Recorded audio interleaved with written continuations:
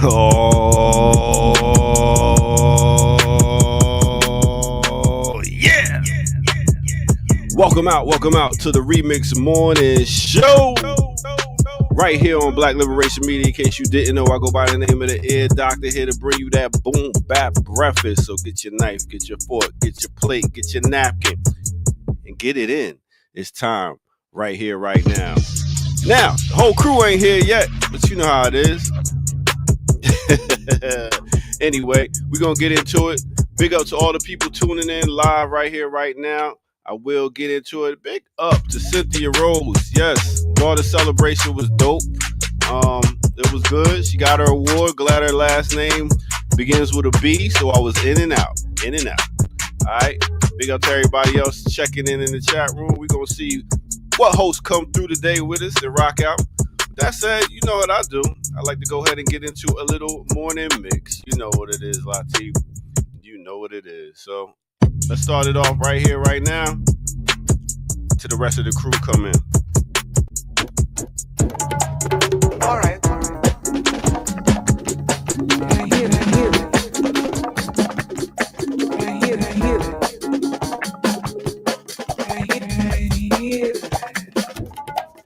All right.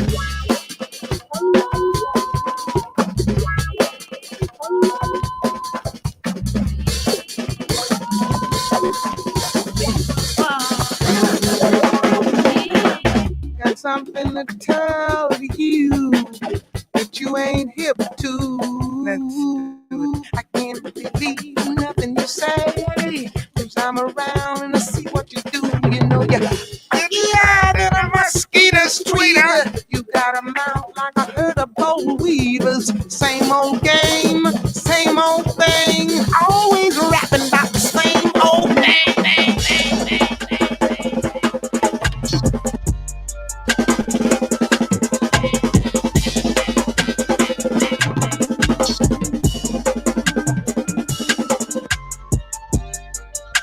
Yes. Once again, welcome out. This is the Remix Morning Show. If y'all tuned in case y'all didn't know, we rocking out. You got a mouth like a herd of boll weavers. Nina.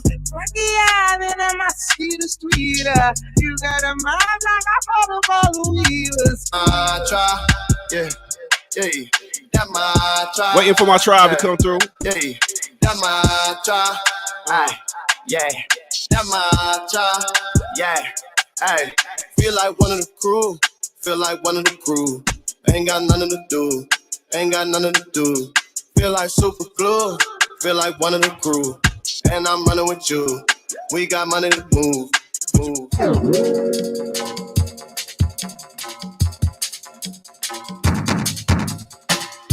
Ritual unions got me in trouble again.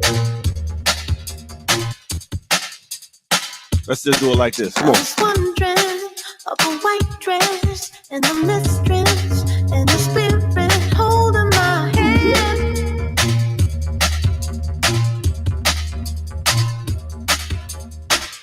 Love's sinking in the sand.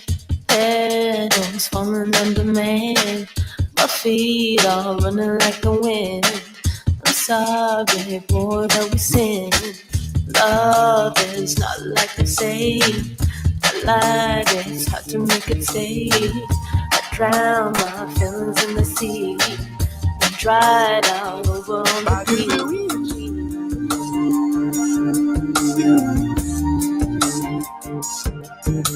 Sip a glass of cold champagne wine. All right. As we get into it, get you a glass of cold champagne wine and get your whatever you need, because it's time to get it. Wake, bake, do what you got to do, because we got the crew coming through. No other than Erica Kane. Peace. Peace, peace, peace. What's gooding? Is it just me? It's you and Kamal K. Franklin. What up? No. Hi. Are you a hostage someplace? She looked like it. No, I'm in my room. Oh, that background is all like faded. No, I seen her on other shows. She had like a nice background. I was like, damn. We don't get that, dude. We don't get that nice background. No. Look at all this. Look at all that I got. Light, though. Say it again. I need a new light. I think they got some at Walmart. Look.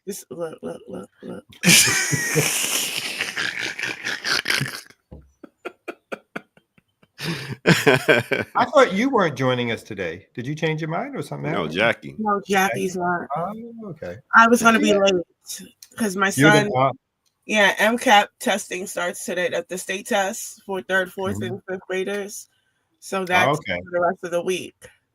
Okay. So on the first day of MCAP, I usually take him to breakfast, and it just happens to be today. So I rushed my son to make it here on time. Wow. Teaching him responsibility. I like that. You know what I'm saying? Accountability. My child. I just want to be clear. Oh, yeah. Him too. Oh, that too. Anyway, how was your week, Ricky? You know, it was a lot. Pins and needles. It was a lot. Friday, I was in New York for a couple hours. I drove up there Friday morning. I went to go see my girls from the Repression Afro-Descent Days in Cuba. They were here for the UN, the new decade of Afro-Descendants. I think they're starting, so they were here for that. And I came to see them, just a quick road trip, because they never met my son. So I brought Zion, because, Zion hasn't been to Cuba, so I brought Zion to meet Maritza, son, Norma, and the gang. So that was cool. But that was a lot, because I didn't tell nobody I was going to be in New York, so I didn't really want to be like, hey, I don't feel like driving back. Let me hit somebody up and stay. Because I still would have never got no sleep, because you can't, with my family, you don't just show up and then go to bed. They start cooking this stuff, don't they? Yeah, a big conversation while you here. So I got back to Maryland at 3 a.m. Then we had the Religion Against Imperialism town hall, which was great at Payne Church. It was really, really, really good. We're looking to continue that. I know Baptist is going to do something similar. So we're making these kind of connections with the church to have these more thorough conversations involving the pastors. We had one of the pastors on the panel. The pastor of the church, he was supposed to speak, but he got caught up. His flight was delayed in Chicago, so he wasn't able to make it. And he had someone that he was mentoring that came, and she's come to a few of our town halls, teach-ins previously. So she's familiar with that, but I think she brought really, really good context. They really discussed the ins and outs of the Bible, how it's interpreted, how it relates to how Christians today are kind of leaning into Christian Zionism because of a misinterpretation of the Bible. I love that the quote was raised, faith without works is dead, in a comparison to theory without praxis. So that kind of religion and revolution, seeing them not as antagonistic to one another, but seeing sort of the tenets of religion relatable or comparable to some of the tenets that we use in revolutionary praxis and theory and movement work. So that was a really, really good discussion. And a lot of the questions were, well, how do we have these conversations in our church or with our church members and things like that, or with our family members who still watch TBN. Yeah, so I think it was good. And so that was Saturday, and then Sunday I was in Philly. Real quick question: Did you contribute to the building fund at the church? I contribute to the building fund at the church. Well, here's the thing: the church actually donates to us. That is not. They believe in what we do so much wholeheartedly. That not only do they offer the space, but they do attempt. So even we're like, we're good, because we appreciate the space. Okay. Well, I suggest y'all donate a little to them also. Go ahead. Of You were course. Philly. Yeah. Okay. And then Sunday I was in Philly because it was Easter, and I was all over Philly because my family lives on all parts of it. So you was paganing it out. Yeah, so that's yeah, so that was it for me. So now I'm home and I am exhausted because I'm not that girl. I'm not the driver girl. And I did that a lot this weekend, And did you use your not so new but new car? Yeah. Yeah, the car was the revolutionary vehicle took me back and forth. Hey, Kamal. So how is it? How did your kids feel about not being able to go find colored and decorated eggs with all the other kids? My son actually brought that up. He was like, "You didn't plan anything for Easter?" Because in the past we've done a couple of let's go to some park and y'all kill me. Y'all kill me. You know what I'm saying? Bowing down to this empire when they had these holidays and stuff like that, and just to have the empire holiday, just to have inclusion. You know what I mean? Like yesterday, I was at my daughter's award thing, and they did the Pledge of Allegiance, and everybody standing up. I'm the only one sitting down. I really can't believe this still. But continue. My bad. Oh, no. It's okay that you've called me a failure as a revolutionary parent. So we what we did was, because I was like, oh shit, I was like, what, you want what? I was like, okay, my bad. So I got some plastic bags and I put a little candy in 5 bags, and I hid them in the backyard, and I was like, all right, you find 3 out of 5 little scavenger hunt, and then you get one of the bags of candy. And at first he's not a good looker. Let me put that. He's the kind of who's like, he pulls up one pillow and goes like, I can't find it, and my child. It's like, yo, it's right there at your feet. Like, what? I don't understand. Where did you look? You couldn't possibly have looked anywhere. But after a few, 45 minutes, which is also good because then it gets him outside, so I didn't mind it. And then, yes, he found his 3 out of 5 bags of candy, and that is what we did. And then we did have a conversation about, we've had 2 conversations because we went to a special Passover with a good friend of mine who, at first, he's a good friend of the family. And even though he's political and anti-Zionist, I thought he was doing this with his family. So I was like, all right, out of respect, I'm going to come bring the kids. And I said to kids, keep it cool. Let's not do any political stuff here. Leave it alone. His ex-wife, I've already offended his ex-wives, who we're all friends. His ex-wife's parents, who are Zionists. I already had, and I didn't even go all in. You know what I mean?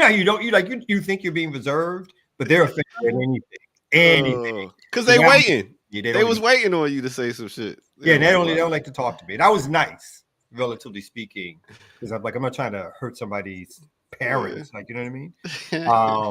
But now they give me the side eye whenever they see me, if they come to town, like having me over at their house. But anyway, it was almost the opposite, because my man prepared this whole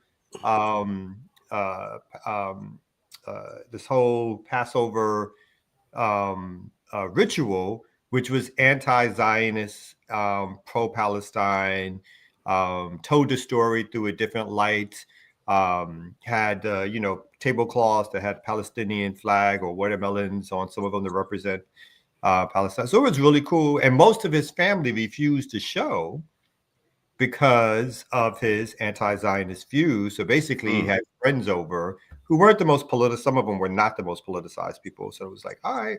I'm like, cool. So that part was really nice. In terms of just hearing more, learning more about somebody else's culture and stuff like that, and seeing how they kind of freaked it for the purposes of bringing in a political topic that for his community may not be easy to talk to. One last thing is that, like, on their lawn, they have like anti-Zionist slogans, and they live in a real Jewish community in Atlanta. I forgot the name of this community, but it's just like, it's almost like, people talk. There's a Jewish community in Atlanta? Yeah, it's like right outside, like in Decatur. It's like when we talk about The liberated black territory, Jews? when we talk about liberated territory and we really don't have any, they know how to do that, right? Because they got the synagogues, they own all, like all their folks has moved there. They have collective institutions, and it's like a, probably a 25 block radius. And they, they run their shit. Let me be, they run it. So he's there. His mom, he got a house from his mama, telling all his business. But as soon as he put his signs out in the yard, his neighbor put out Zionist flags, in competition to what he was doing or whatever like that. And yes, I am a talker, Elon. A yapper. Okay, yes. Yapper at that. I love the yapper, Elon. I can't wait to see at the conference Elon coming out and chatting it up. Yeah. I got to get back into a personal business. I went to my first, it's at the Cedar, right? Is that what it's called? Yeah. I went to that at the Nicaraguan embassy. We were invited to come.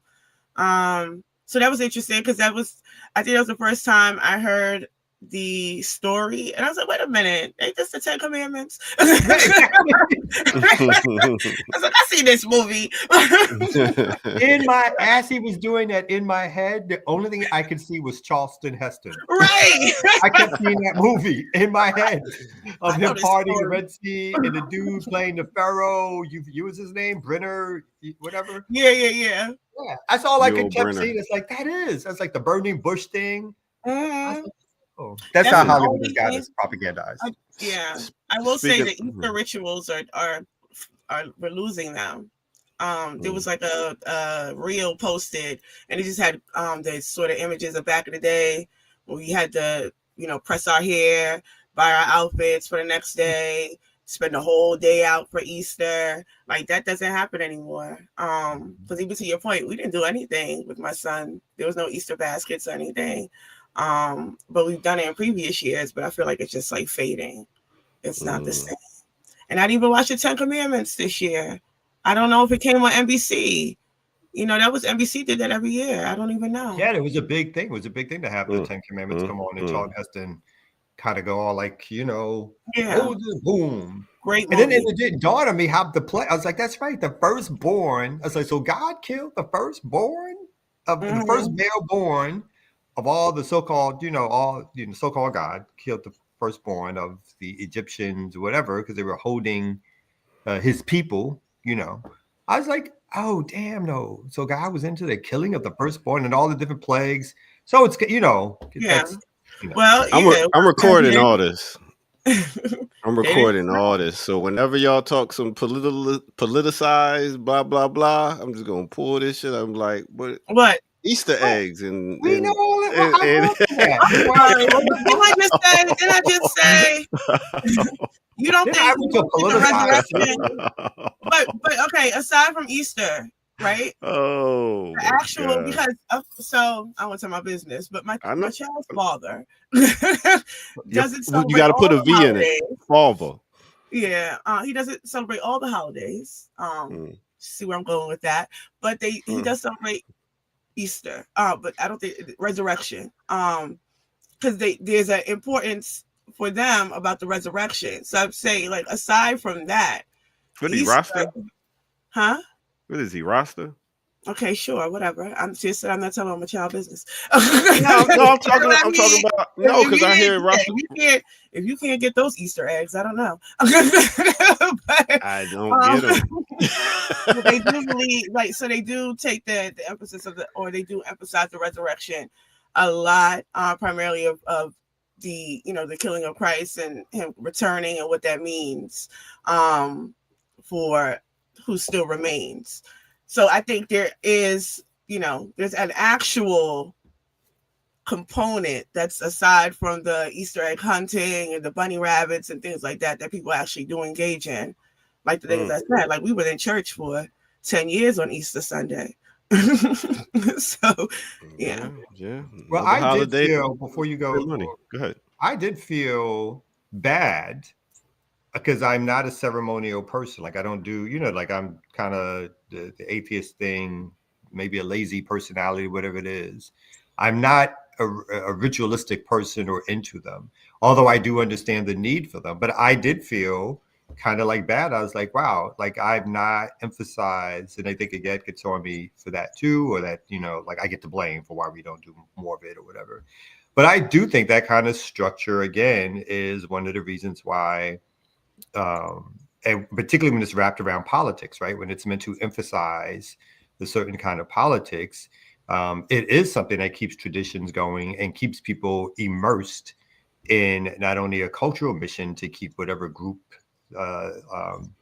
ideological thinking that they want to persevere, but it's something, a reason why some other groups win. They have instant recruits, right? If I look at it that way, because people are raising kids up who become adults who go into that same thing. We take out, we as in the Black communities, we have a lot of these religious traditions, and again, I know Kwanzaa is controversial for us because of how it began for a lot of Pan-Africanists or revolutionary nationalists. But it's at this particular stage, and it's probably the closest thing that we have that, in terms of its heyday, I don't know if it's anywhere near its heyday, and everything else somebody poured up in the chat has been commercialized or whatever, the Juneteenth, but they don't reinforce, in my thinking, enough of a political understanding of connecting the past with the present struggle. And I think other folks are better at that. Obviously, ours have been ripped away from us, but other folks have been better at keeping that going. But individually, I would take my 40 lashes for not keeping that, or not getting that kind of tradition going, because I feel like that is something that lacking. It's the only one that's ours, that we actually have principles, it has purpose to it, and it has stuff that we can actually talk about during the holiday. A lot of people can't even talk about the holiday because of fighting and stuff like that. They say religion and politics, two things you can't talk about, but it is one that you can actually talk about. And yes, we get it. We get it, A-Rob, Karenga, we get it. But yeah, but even that, it's something. Oh, you want? Can I finish? Oh, no, go ahead. Oh. No, you just go ahead, please. Make your point. I'm just saying, Karenga. Yeah, we get it, but it was other people around Karenga. It wasn't just that guy that came up with it, and we got to stop just looking for one person and be like, forget the whole thing. It's about what the principles are. It's about unity. It's about coming together. It's about creativity. It's about self-love, determination. Those are things it's about. So we need to uplift it more. Continue. Well, yeah, because I was going to say, one could argue that Kwanzaa is as commercialized as any of these other holidays now, because Kwanzaa isn't as political as people would like to make it, even with the principles, right? It's still, the emphasis is not really on the politics so much as it is the collectivism. And I think that's why people still emphasize celebrating Thanksgiving or Christmas and things like that, because it brings people together. But I don't know that it is, Kwanzaa is innately political because it is ours, right? Because I could also say about the rite of passage. That's ours, but is that innately a political thing? It's a tradition, it's a custom. But I think, to the point of even these religious holidays, I think even religion, I think these things are what you make them. So yeah. So I think we emphasize Kwanzaa because we see a utility in being able to make it a political vehicle, being able to emphasize some things, right? But I also think that that's not something that's impossible to do with these other holidays, even if it's not, if it is something that you do or enjoy or celebrate, or that's your religious, leaning. Well, that's what I've been saying about Family and Friends Day. Like, take these holidays and make it our own. If we have the time off and we got off and able to get together, let's make it our own. But the thing is, also, when you building a new project, you got to break the old foundation. So how do you break the old foundation and build up? Or do you keep that old foundation and try to build on it? It's kind of, I don't know, So I err towards that we have to. I know you're trying to take a break. I actually err Mm-hmm. towards your side of this on the sense of not the second thing you said, the first thing you said about Kwanzaa, in spite of its history of who made it and the controversy around it. I do think it's big enough to potentially infuse, as to your point, Ricky, more politics because it's it's kind of an opening for that. Obviously, it's become or was started as sort of a cultural nationalist thing, but I think there's enough potential there to continue to infuse politics into Kwanzaa. Christmas for me is kind of harder, not or to infuse real politics into it because comparatively commercialized wise, Christmas is over the top kind of thing, and I'm not a Christian, so it's hard for me to the way Kwanzaa has been given to us through various mechanisms and means. It's non-denominational. It's obviously any faith can practice it. So I do think as a Black cultural possibilities in terms of holidays, it's something that represents the sort of possibilities of infusing more politics into it. So now is politics like self-determination? Is it that political? yeah, it's extremely political. Yeah. Okay. All right. Let's go ahead and take a break. This guy. Oh wait, hold on. What did I do? Because, well, no. To your point about self-determination, let's bring that on back. Because your friend Ernestine, I learned a lot about Ernestine since. Oh, you still talking about that poem? Listen, let me tell you something. Let me tell you something real quick. Y'all both do that. Can y'all explain to me who Ernestine is? I just pulled up a poem. I didn't know this woman from Adam. I didn't know. I just found a woman doing a poem and I threw it up, and I don't know the shit. So okay, and to that point, not only this. Okay, so this is a stranger that he proceeded to berate me and Jackie about because we didn't like the poem. You still talking about that though? Ain't that like last week? I know we still talking about last week. Determination. Hold on, let me catch. Let's go ahead and take a break. Let's let her finish. No. I'll finish. She can take us break because I'm gonna come right back. Now we can do it then. Let's go. I'll give. All right, well, because Ernestine made this poem that I just didn't like, and then because I didn't like the poem, he said this is the problem why we would never reach Pan-Africanism. That's he said verbatim. Because it's a problem with us. We don't like nothing, right? And then the people in the comments done hit me to who Ernestine is. Ernestine is Jay Morrison's wife. The little scamming couple, allegedly, because allegedly, people be litigious. Yeah. People be real litigious today. But yeah, so I'm like, this is the whole. He went on a whole tirade about self-determination and Pan-Africanism, and we never gonna reach it behind Ernestine. So I just wanted to just highlight that. Okay, well, all the other poems and poets I pulled up. Oh, you other poets. You did Sonia Sanchez? I thank you. I don't get no, one person I mess up on. Did I say anything negative about Sonia Sanchez? You can. About Ernestine, exactly. You can. Because Sonia and Ernestine ain't the same. Now, all right, you did say that he does. No, he said other poems that he did, and you like what other ones, and so we named one. Yeah, I like those. I love Sonia Sanchez. All right. I messed up once. You know what? Okay. Let me be the bigger man here. You know what I'm saying? Apologies, Ricky and Jackie, for berating you about Ernestine. I just thought the kids in the video was cute. She had a nice outfit on, and she was poetic. Yeah, all right, so and them legs they help too. All right, let's go ahead and take a break right here on the Remix Morning Show. Let's go.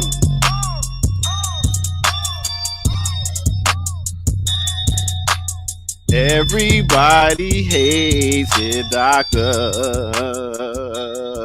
What's good, everybody? Welcome out to the Remix Morning Show. I go by the name of the Ear Doctor. Thank y'all for tuning in. Rocking my 85 South shirt. I had a dream that we was hanging out last night what an experience. I'll talk about that a little bit more another time. But anyway, hit that like button, subscribe if you're new to the channel, go to patreon.com, become a member over there, get footage that's rare.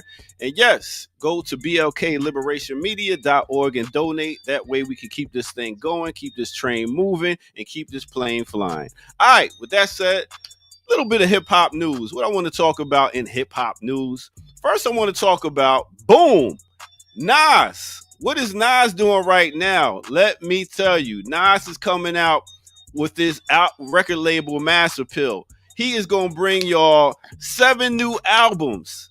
We talking about him and DJ Premier album this year, Mobb Deep album this year, Ghostface Killer album this year, De La Soul, Big L, Raekwon, and the epic return of who? They don't know yet. It might be Slick Rick. It might be Lauryn Hill. It might be, we don't know yet. But big up to Nas for doing this and keeping these cats out here that's been doing it for a while working. You know what I'm saying? Like I said, the last album I got was that Infinity from Smith & Wesson, and it was very dope. All right, what else is going on? Let's talk about this group Kneecap. This group Kneecap was up at Coachella, and they had a anti-Israel message. So they went up there with F Israel, Free Palestine on the screen and led the crowd in the chant of Free Palestine. And yeah, big up to getting on a big stage in front of a bunch of, the youth and doing your thing and letting them know that. So big up to Kneecap. I don't know none of their music, but hey, they went on a big major stage and they did their protesting. So with that said, that's a little bit of hip hop news, some other stuff going on, but you got to go find out about it. Anyway, we got to get back to the Remix Morning Show so we could talk about some news that's actually talking about something right here on the Remix Morning Show. Let's go.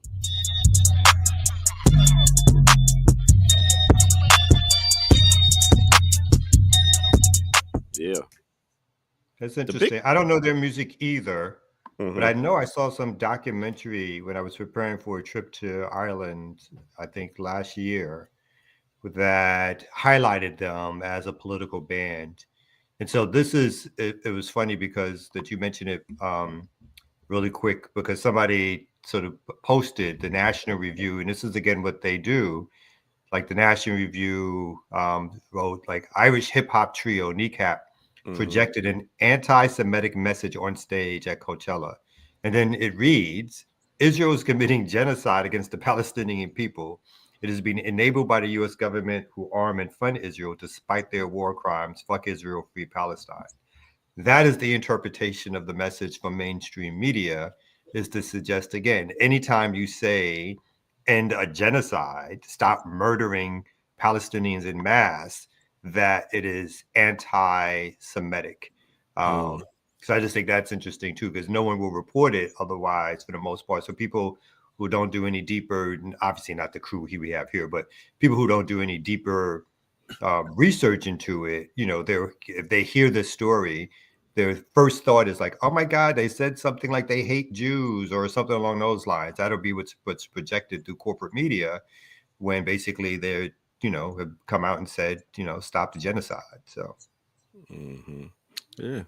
Also, I'll be back next Tuesday with a review on the movie Sinners. Also, Shaheem, that's her name. Damn, I missed her name. Rashim. Oh, you mean the co-host? Rashim, yes. Yeah. Co-host Rashim. We're going to go and check the movie out and come back with a review on it and talk about the big deal that Coogler, I say his name, Coogler, just made. And all that. The director dude? Yeah, the director dude made a very big deal. Apparently made a big deal in terms of making the film. I don't know why I know about this topic. I mean, a big deal is in he got, for himself. Like you'd have these Hollywood standard things when a black person does it, it's like groundbreaking because they were able to get as much money or get a better deal than the white director, and everybody's. Oh, yeah, he showed up Hollywood, right? Yeah, and the movie industry is upset. The corporate execs, corporations are upset because after 25 years. Yeah, exactly. They're like, "No, you setting the standard here. You're gonna fuck up our business." He gets literally back. What they said. That was in the Hollywood Reporter. Yeah, I've seen that yesterday. I have not seen the film. I don't know much about it at all. I saw it made some good money, whatever, but it was expensive to produce. That's why I ain't asked you to go see it. I knew you wouldn't. So I told the sister to make sure we can come back, watch it, and come back with a report. It's all good. I just know you, man. You know, go see it. Now I'm gonna go see it just to talk shit about it. Good. See how I did that, Erica? All right. I'll catch y'all next break. Ryan Coogler paid for his crimes. He's paying for his crimes? He should. What crimes did he? Oh my God! What hasn't he committed? I mean, I feel like anytime he releases a film now, it is the most epic Black cultural experience ever, and it's always with Michael B. Jordan. And I'm not entertaining by Michael B. Jordan. We need to cut that out. You're not a huge Michael B. Jordan fan? He's not the new Denzel for you kind of thing? I don't even listen. Have you never heard my Denzel takes? Denzel is not Denzel? Denzel has 3 impossible good movies. Name one. Name 1 or 2 good ones that you liked. 1 or 2 good ones. That was on the spot. Why is she still on screen disrespecting Denzel? I did like one movie that nobody did like. Glory was great. Say it again. Glory was great. Even with the politics, you mean as a movie you liked it? I mean as his acting. I don't think Denzel has a range. Personally, I think Denzel is Denzel as Malcolm X, or Denzel I agree as White Savior, or Denzel as John Q, or it's Gabby Union. Like I agree with that. Yeah, I don't think he has immerses himself into a character, and you're like, that's not Denzel. Yeah, I agree with that. No, I don't think he has a range. you got so many great. No, I mean, I just mean he does a lot of great movies, and then sometimes directors do get you because they like, you know what, I like how he acted in this movie, so I'm gonna get him to do this. Like the Gladiators thing. He was a bad guy, just like he was in what's the movie when he was a cop? The bad cop, Training Day. So he plays a good evil guy, and then he plays a good cop. But the point is, it's always a lot of roles. It's the same walk. You know what I mean? It's the same mannerisms. It's Denzel doing Denzel, which I think is entertaining to see. Like, you know, he's charismatic on screen, but it is Denzel doing. I completely agree with you. That's always the one that's like, it's just like when he was getting. I remember as a young person when he got the role as Malcolm, it was like, it's Denzel. But it's you know, who's gonna look at it and see Malcolm? I see Denzel. I think the August Wilson film, I think he was really good, though. I think that was a really good film. What was that? Fences, John Q? Fences. I think he was really good in Fences. He's a seasoned stage actor. I would like to see him on stage, but as a movie actor, I feel the same way about Gabrielle Union. There's never a movie that she's played in where it's. Well, I'm not going to compare her to Denzel. No, I mean in terms of like acting.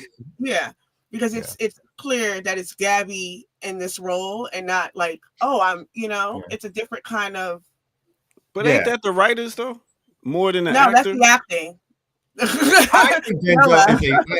I think Denzel's a good actor. Don't get me wrong, like a great actor. I think he should have won all them awards and more.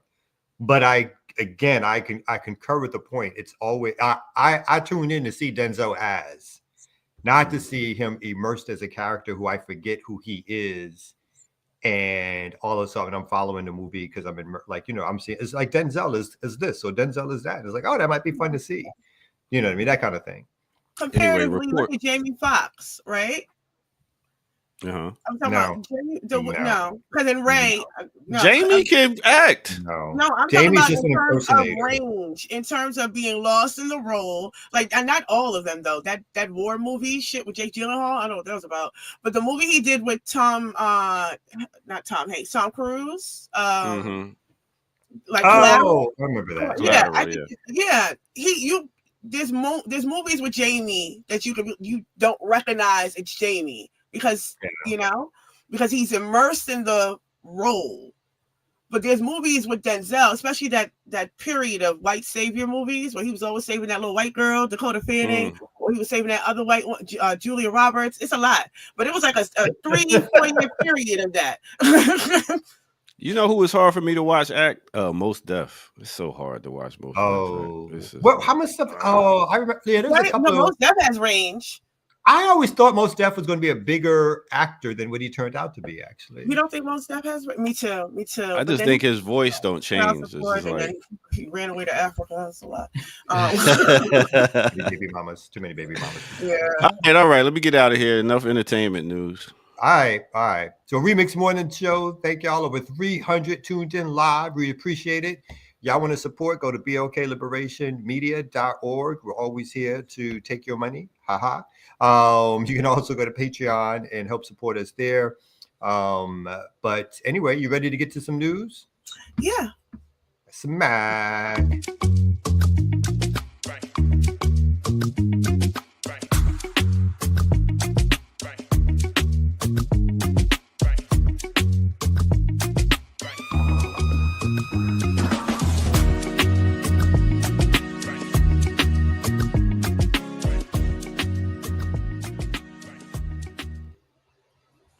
Thank y'all again. I'm not gonna go through all of them, but it's Erica, it's Kamal. We are here together, reunited as we should be. You got anything pulled up that you want to start with?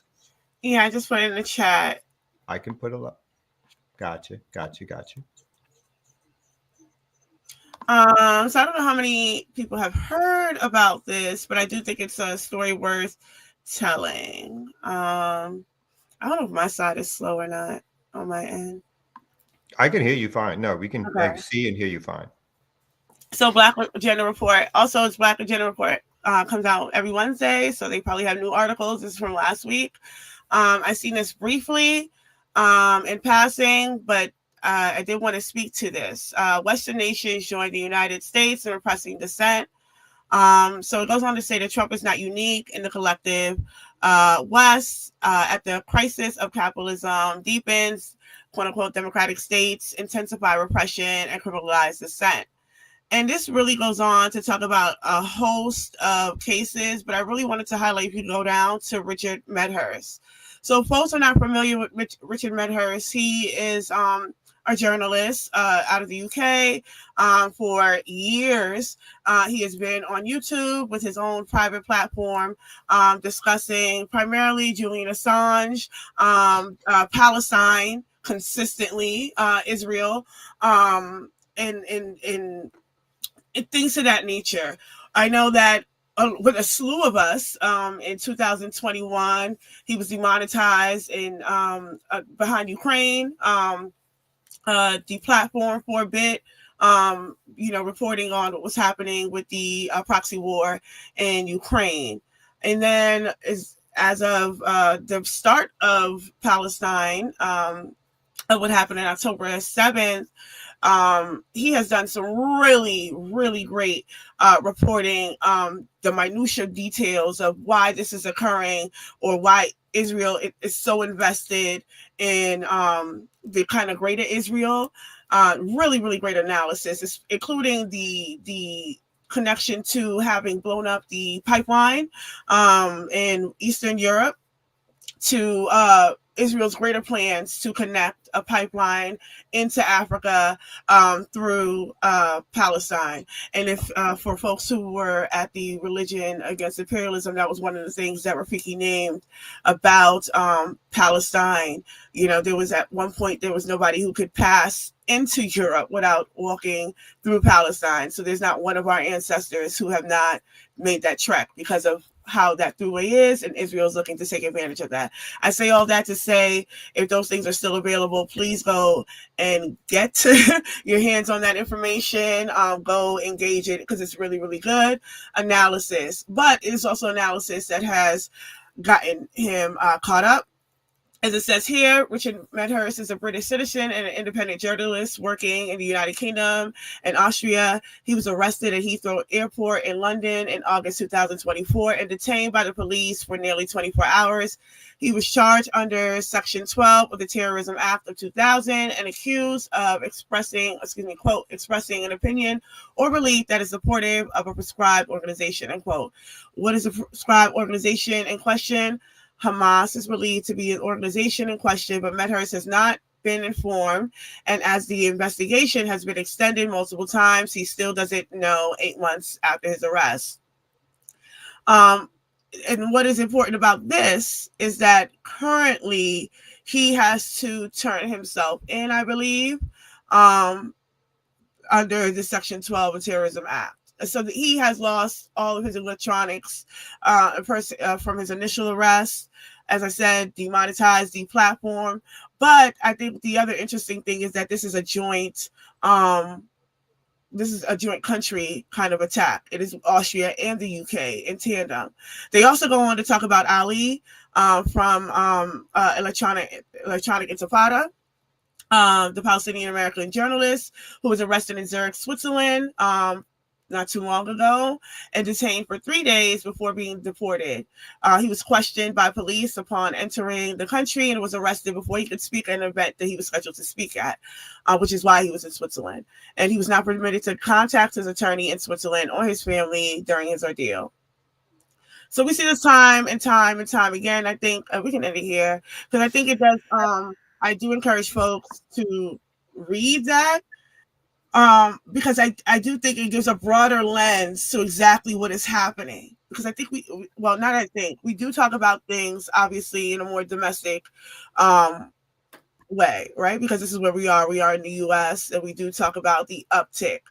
But I do think it is important to note, even as I mentioned Ukraine, one of the things that we talked about was the sort of expansion of the right globally that was kind of being developed and trained out of Ukraine since 2014, and how this has manifested to the Church Christ shooting, the Buffalo shooting that was inspired by that, the attempted assassination of the woman who was running for vice president in Argentina, what has happened in Brazil and currently Peru. So we're seeing this global uptick of right wing, but then also government support, full government buy-in. As we're saying that Trump is this particular unique force. But I do think it's important to know, I make the joke about Europe being a colony of the US at this point. But Europe, essentially, what they're doing now in the mainstream media is pitting the EU against Trump because of what's, this kind of disunity in NATO. So the way that Trump is approaching NATO is fracturing unity between the alliances of the US and the EU, which in turn, as we're seeing being done with the Democrats, makes the EU seem like a lesser evil, right? That they are the more progressives.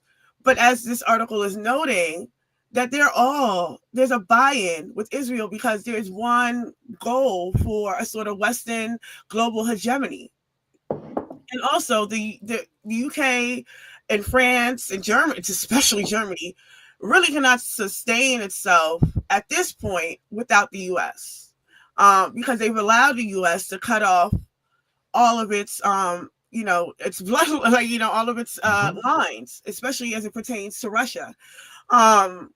So the dependency on Europe, I think, also is the dependency on the U.S. for Europe, I think, is important to note as we're watching all of this happen.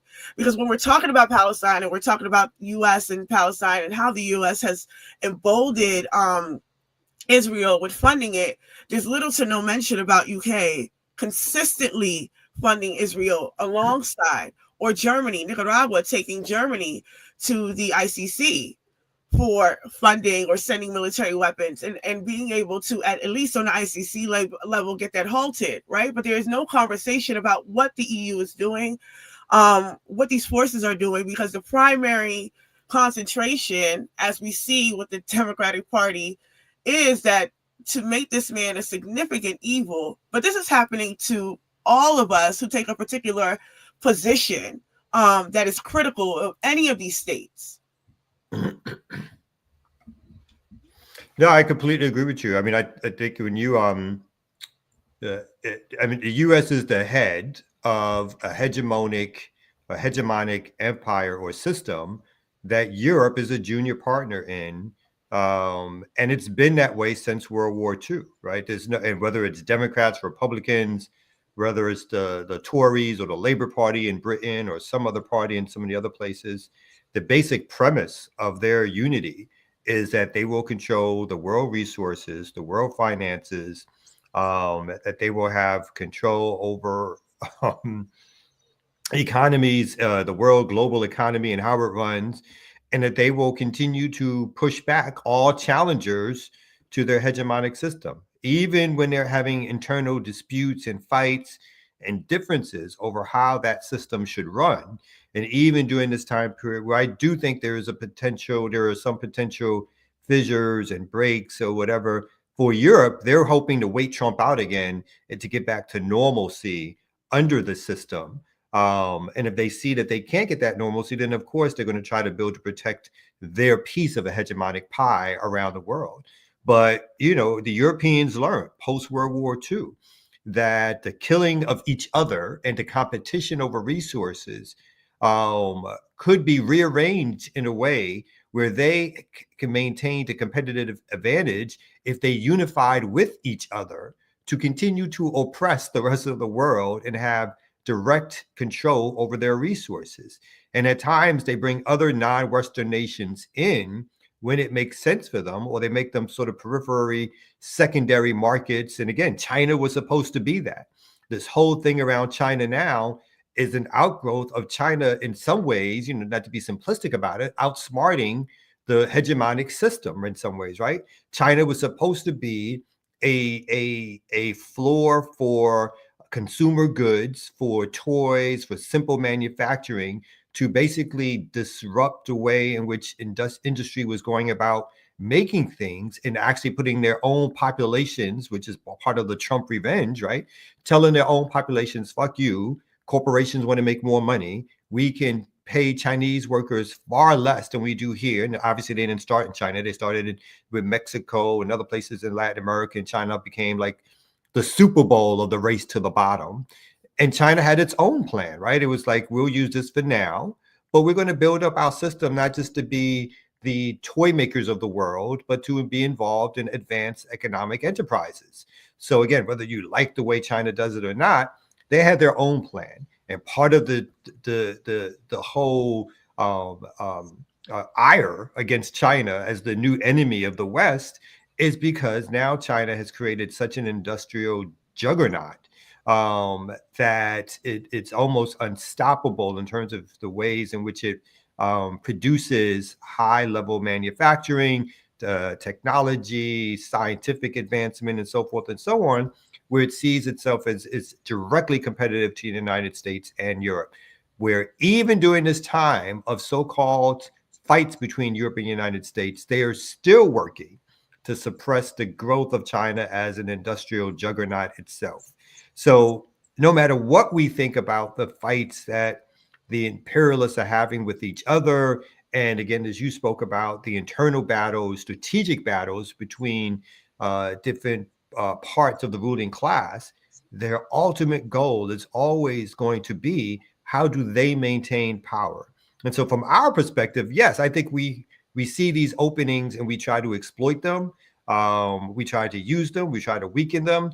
But it should always be under the vantage point of the reason we need to do that is because we understand in the long run, they're never going to be on our side.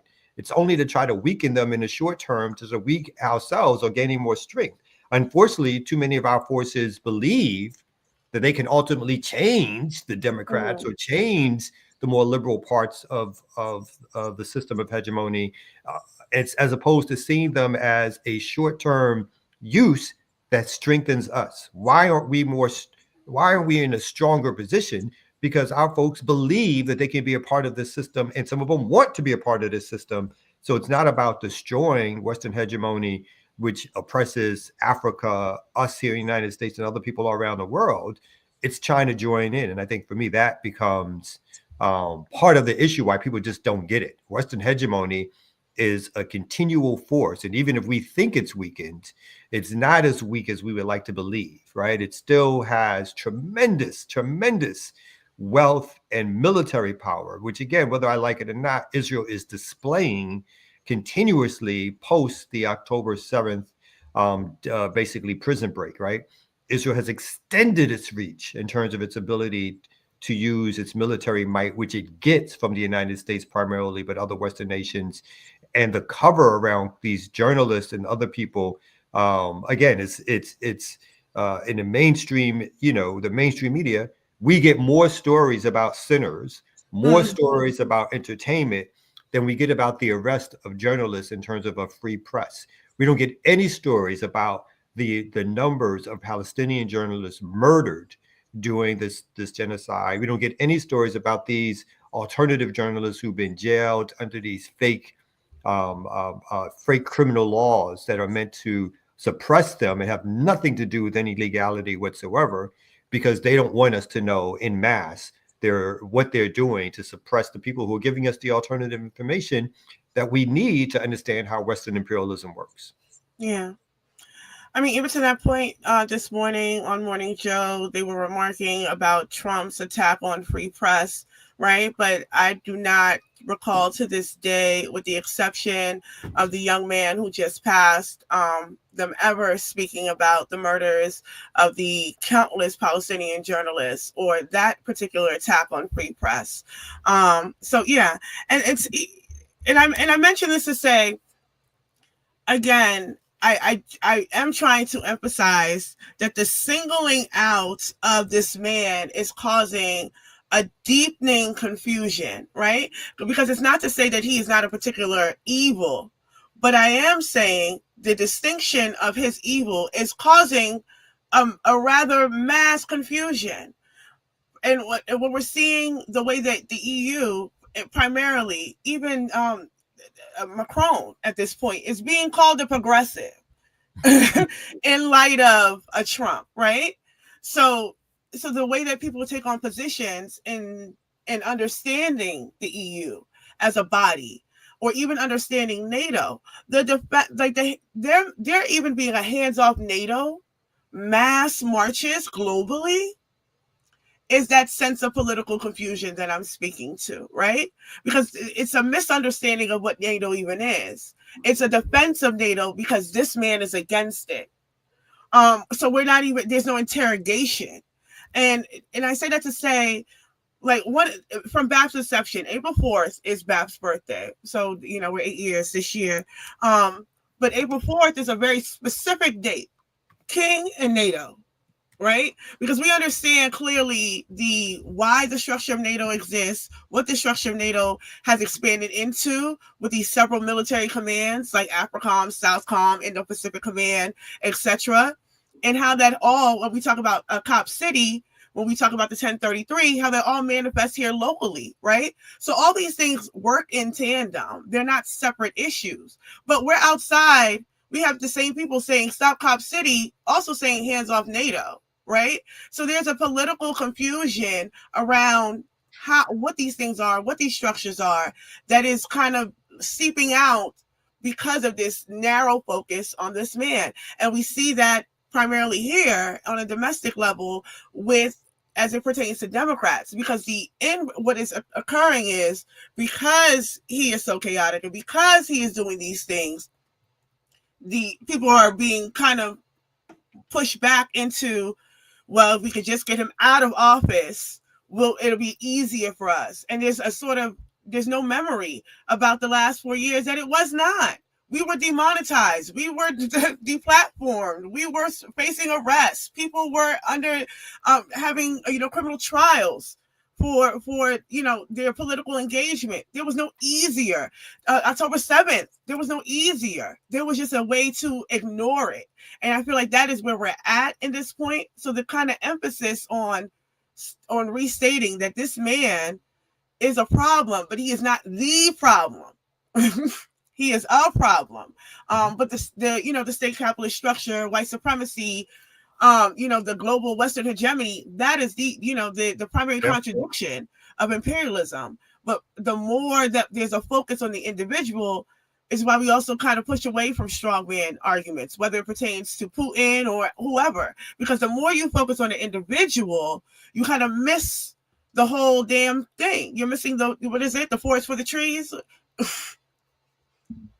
I agree with you. I think Trump. I think Trump represents a particular problem, or Trumpism, or MAGA. Not just him, but the other elements that have grabbed onto him.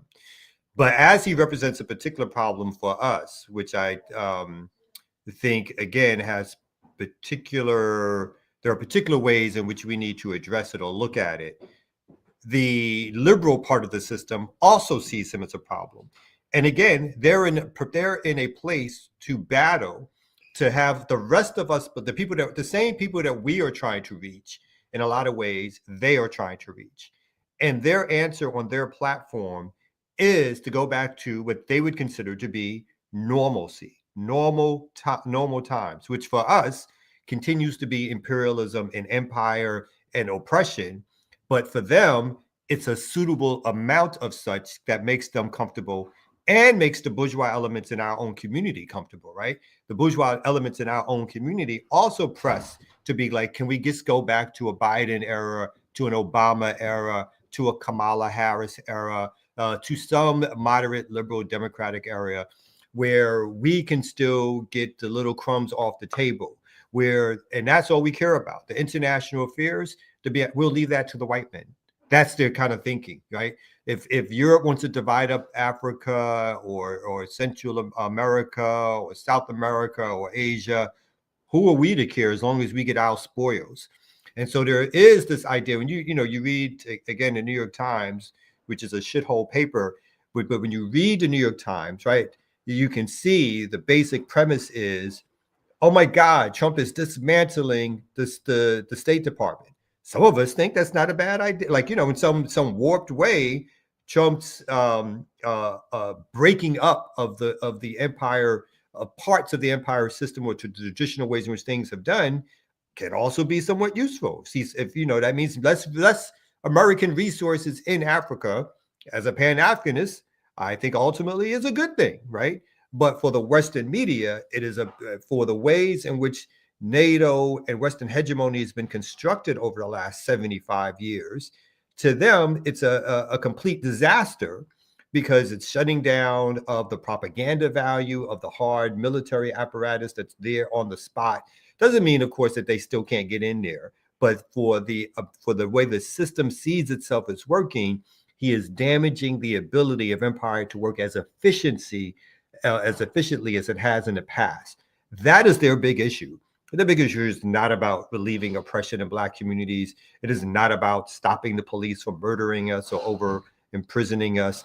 It is not about Africa being free from colonization. They can give two fucks about any of that. What they care is about a smooth moving of the empire, which allows corporations to continue to profit. They think these people are fanatics in their own right. And again, I don't necessarily disagree with them. I just think that they also are fanatics who don't recognize themselves as such. Right. But I don't disagree with their analysis of the dangers of Trump, because I think there are particular dangers. But the solution is not to go back to the status quo of Western imperialism, because that is also extremely dangerous. And like you said, has shown itself to be murderous for our communities. And again, the murdering of Palestinians and vast new numbers started under Biden. And every administration prior to Biden, whether Democrat or Republican, has allowed Israel to continue to expand, to destroy the idea of any kind of Palestinian state, even if you don't believe in the two-state solutions.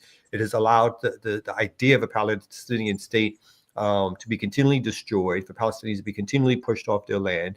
And I think, as someone did note in the chat, This era and the use of Israel is a perfect example of how imperialism and empire works, both strategically, both propaganda wise, and militarily. So there's, unfortunately for us, there's a lot of lessons to learn out of what's coming out of it.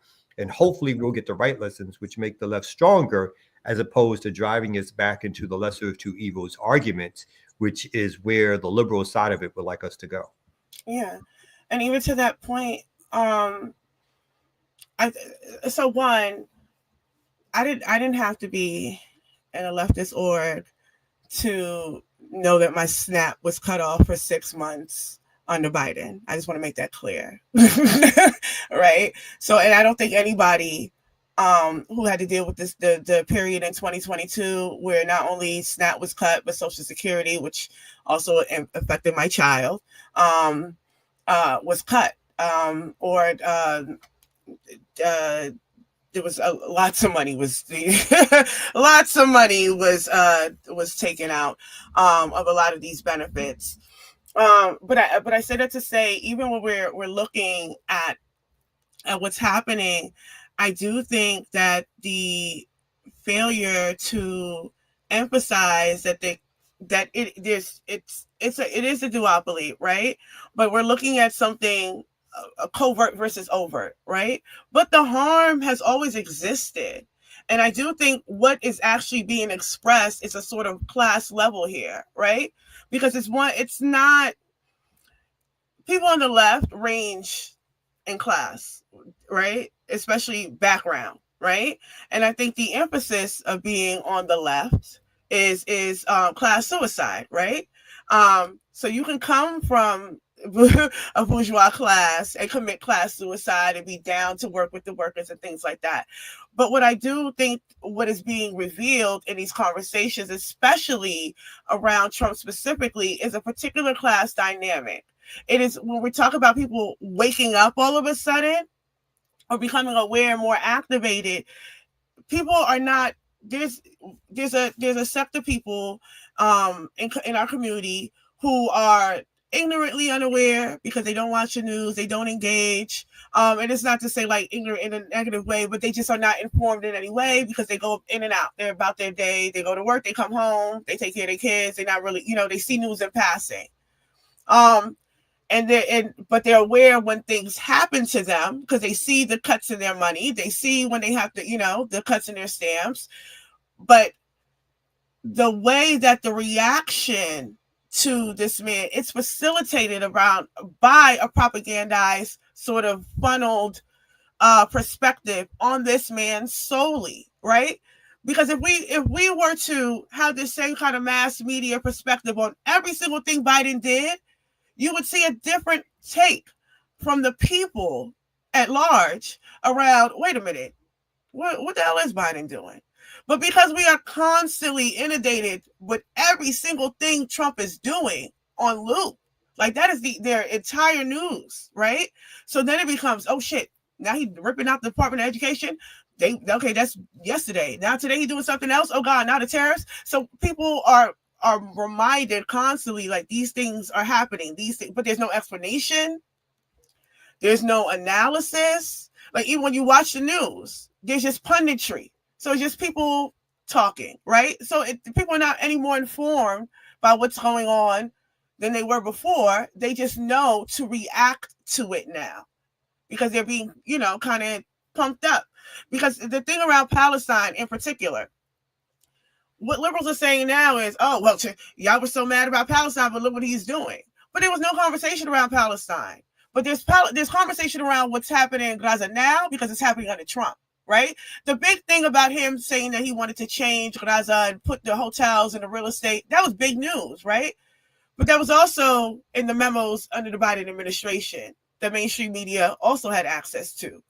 And there was no reaction to that. So I say that to say that there is a way that they are trying to propagate a reaction around this man specifically that is what people are feeding off of. And I do think it distracts them from a broader view of what actually is occurring and why and who are the players are responsible, right? Because if it is that they can say MAGA, MAGA, MAGA on a national level they ignore what the Democrats are doing locally, right?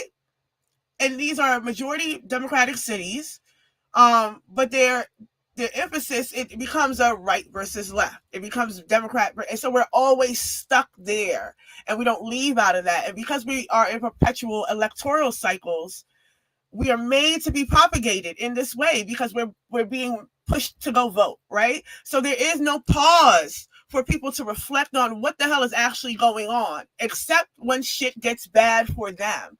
So it becomes a individualized kind of reaction to a thing. So now people only know to speak about Trump. And then it becomes, well, if you're not speaking about what Trump is doing specifically, then you're either with the shits or you're not serious, right? As opposed to actually emphasizing this is happening in tandem with all of these players, right? We as a people are being moved in a particular direction that we are not, because we don't have self-determination, because we don't have any political power. We're not even aware. We're just moving with that. So I'm always going to kind of push back because I'm seeing it happen. I watch my aunts and uncles watch MSNBC all day long, right? And it's to a point where they might not even really be watching it. Because if I said, well, what is a tariff? You know, if I really asked my aunt right now, what is a tariff? She would not be able to explain that to me. But they talk about those tariffs all day long, right? Even though what is it? The TPS? Not TPS. The trans something, I can't remember, under Obama, that got Ed Schultz fired essentially from MSNBC for being so critical. But Obama also tariffed China in the same way. Like, the tariffs is not a new thing, right? But it's very specific the way tariffs is being talked about because of the way that he's using it. But also the mainstream media gives cover to the shit that they're doing. Even when we know, thank you, the TPP. Oh Lord, it was the TPP. But even when we're seeing what Elon Musk is doing with Doge, right? They're still saying it's about cutting the fat. When they know that's not what that's about. Even with this tariff thing, right? They know this is nothing but a consolidation of the ruling class, right? This is not about what workers, what skilled workers do we have? Even to the point that you talked about China. China spent decades developing skilled workers. So China can exist. China can stand on its own because they have a working force. We don't have that here. So even with the tariffs that he's kind of misused completely, because if you were to use it, it should go to a particular it should go to a particular industry to bulk up that industry. And I would argue that was something that Biden attempted to do with the chips, and the use of tariffs in that way. But the U.S. is so far behind, child. Because of the deindustrialization of 30 years. But I say that to say that there's no real conversations happening with our people except to react to a thing. And because of that, we're stuck in this cycle of reaction. And that's why the feedback around how we relate to Trump or how we discuss Trump is that kind of, yeah, but, okay, but. And I don't think that I'm personally saying Trump is bad, but I'm saying Trump is bad because. And I think that distinction is a really important one. I think the only thing I would add, because I know we should take a break, is I think both things can be true, right? So again, I have no disagreement with anything that you said around the liberal part of the empire is calling out the conservative part of the empire for its own purposes.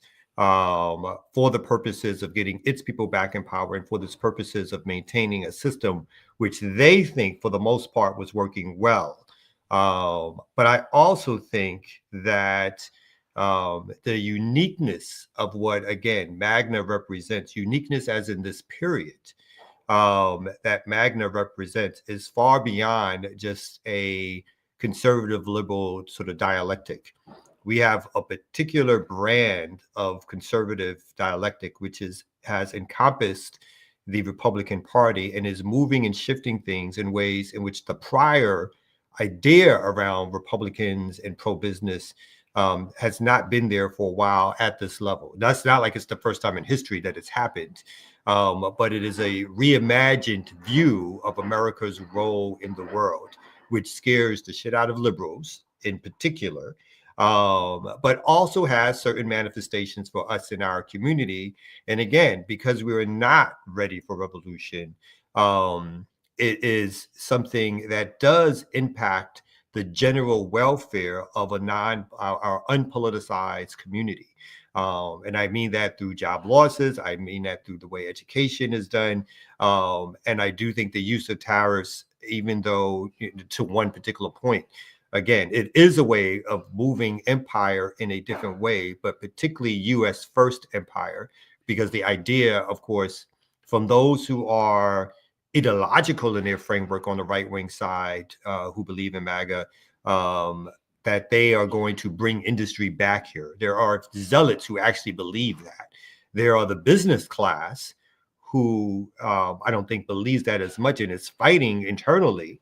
But they also, because of their white nationalist nature, see themselves as breaking away from some of the past ideas on European and American unity on how to conduct hegemony.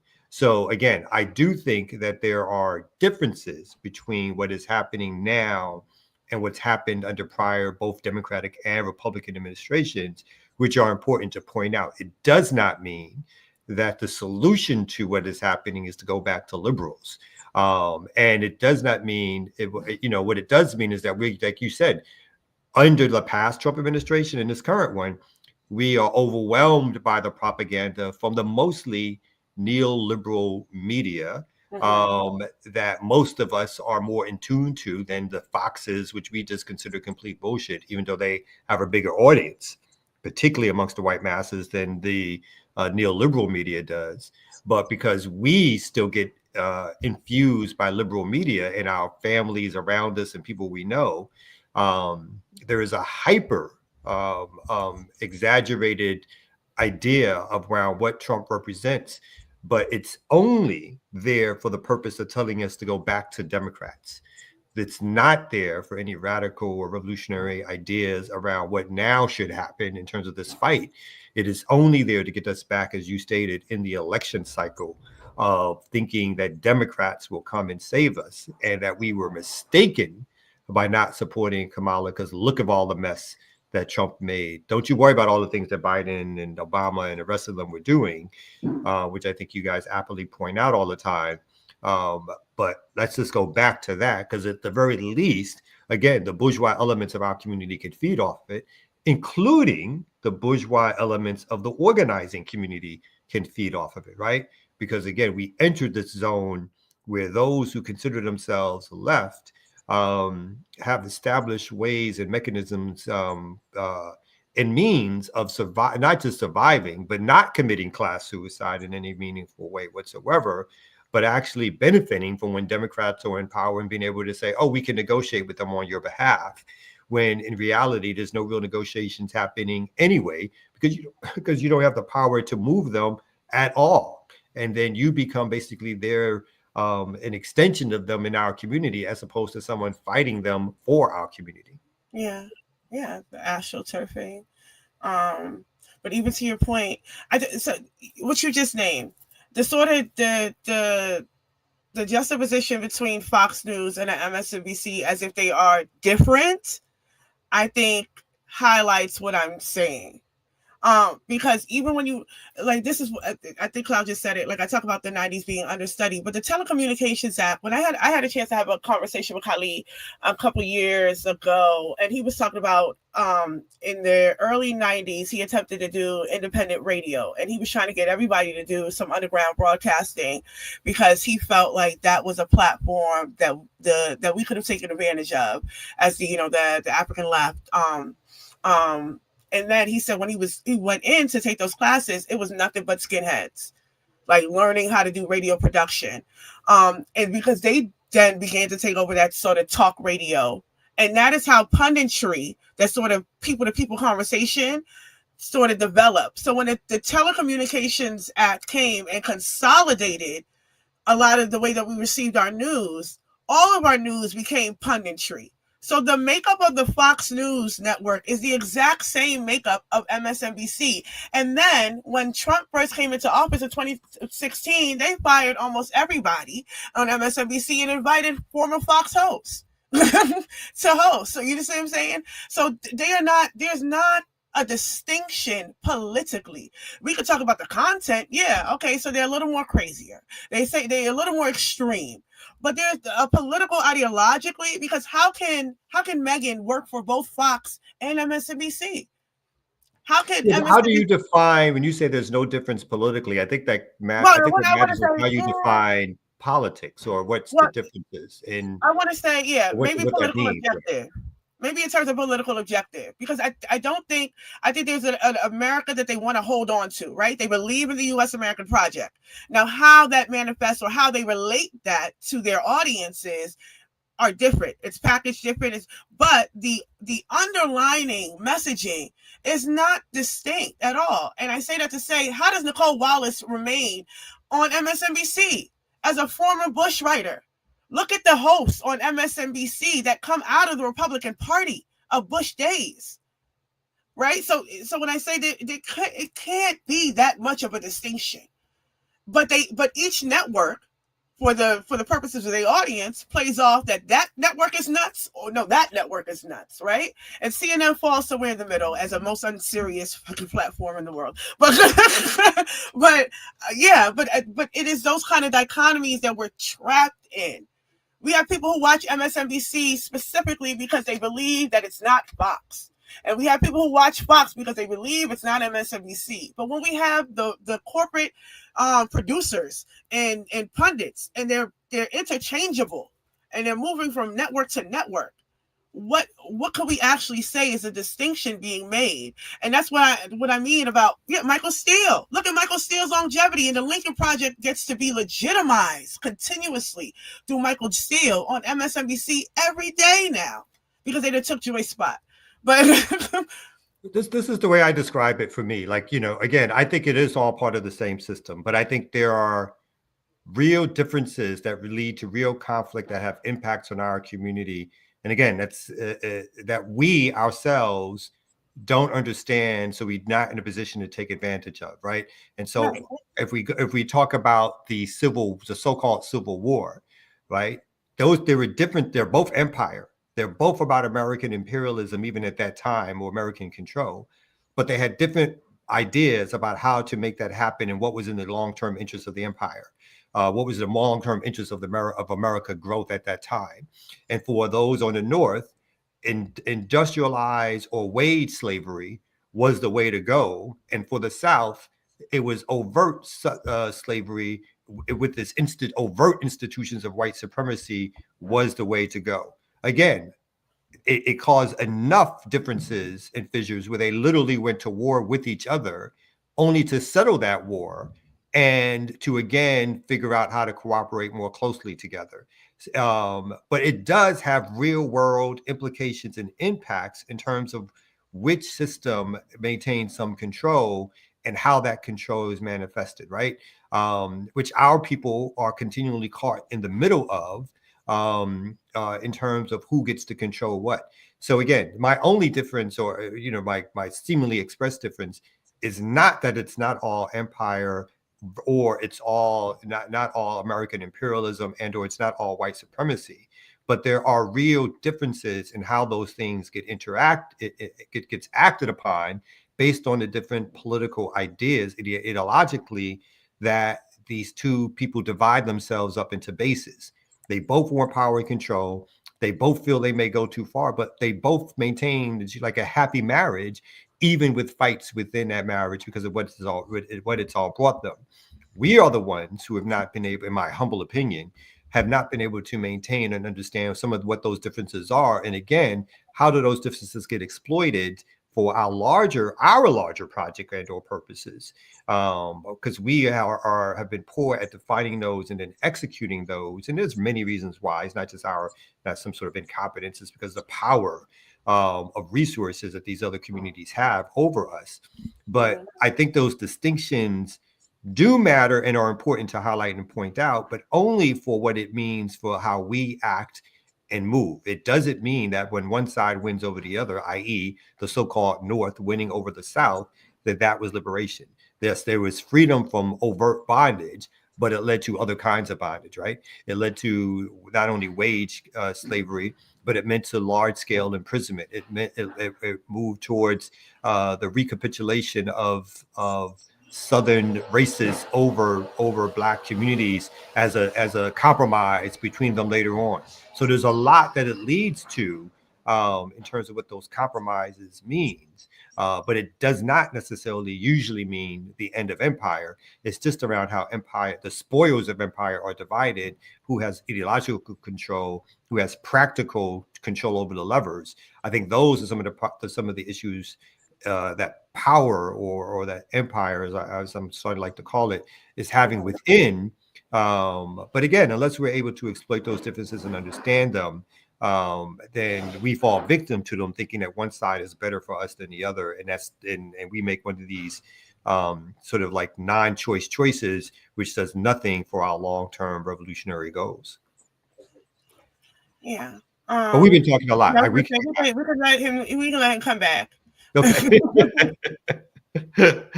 Air Doctor, why don't you pop back up? Yeah. Come out the room now. You can join us. Yeah, y'all's going in. Good, yeah, talk. All right, He was like, I was on my phone. I was checking my email. Right. I was getting a lot of schools calling me up about DJing, proms and field days and stuff like that. So I'm back here getting some work done. You know what I'm saying? Trying to not be like Shannon Sharp out here in these streets. But let's go ahead and let's go ahead and take a quick break, and we're gonna come back with some more right here on the Remix Morning Show.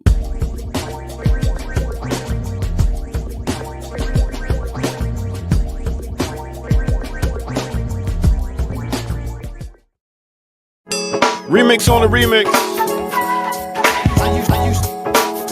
Y'all know what it is. Hit that like button, subscribe if you're new to the channel. Let's get it. I used to rob and steal, now I make food through it. Fresh like the air you snort. I drop jewels, little nuggets of wisdom, seeds that keep growing. Pay my debt to society, so no more owing. Now it's showing and proving. Keep the body moving. Exercising the mind is scientifically proven to increase your lifeline, strengthen your heart. Eat fish, that brain food will get you smart. Yoga, deep meditation and tactics. You know good than just practice, cause practice makes perfect. Stop burying the lies and bring the truth to the surface. Money is the root to all evil, that cash rule will have you out there looking like a damn fool. That's the devil's bait, the almighty idolatry. Will have your mind fooled by technology. Make the right choice, the right choice, the right choice, the right choice. Make the right choice and tune in right here to Black Liberation Media. This is the Remix Morning Show. And that remix on the remix will take you back to the year 1994. We talk about with Brandy off her album Brandy. Name of that song is Best Friend. Mixed with a little bit of 2015 with Bad, Not Good and Ghostface Killer off that album Sour Soul. Name of this song is Food. So once again, hit that like button, subscribe if you're new to the channel. Go to patreon.com, become a member over there, get footage that's rare, and donate at blkliberationmedia.org. That is where you donate and help this thing keep going. Support, so we could keep giving you what we're giving you. All right, with that said, let's get back to the Remix Morning crew. And now we do. I've been told that, and I believe that it's automatic. You find no better picture of him? That's the album cover. That is my favorite Brandy album. I've never listened to it. What you want, a better, handsomer picture of Ghostface? What do you? I don't want the flag taped around his whatever. That's what I was worried about. The flag. That's all. It bothers me. It bothers you, but And no promotion of the flag. Not even accidentally. oh, okay. That's All all right. I'm saying. That's all I was saying. Got you. Maybe it was like poetic, like I'm under this Like Ernestine? I don't care his regime. reasons. I don't care about his reasons for it. This Poetic like regime. Ernestine? See? See, you the type that just don't let stuff go, do you? Sure You know what I don't. mean? Sure don't. The guys you deal with, It'll be boy, they 3 be years like, from here now. she I'll be go like, with remember that this shit. time that nigga said we wasn't gonna get no Pan-Africanism?